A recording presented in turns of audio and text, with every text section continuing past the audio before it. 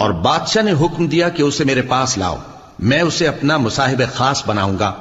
پھر جب ان سے گفتگو کی تو کہا کہ آج سے تم ہمارے ہاں صاحب منزلت ہو اور صاحب اعتبار ہو۔ یوسف نے کہا مجھے زرعی پیداوار پر مقرر کر دیجئے، کیونکہ میں حفاظت بھی کر سکتا ہوں اور اس کام سے واقف بھی ہوں۔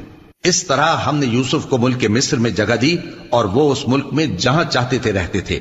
ہم اپنی رحمت جس پر چاہتے ہیں کرتے ہیں اور نیکوکاروں کے اجر کو ضائع نہیں کرتے، اور جو لوگ ایمان لائے اور ڈرتے رہے ان کے لیے آخرت کا اجر بہت بہتر ہے۔ اور یوسف کے بھائی کنعان سے مصر میں غلہ خریدنے کے لیے آئے تو یوسف کے پاس گئے، تو یوسف نے ان کو پہچان لیا اور وہ ان کو نہ پہچان سکے۔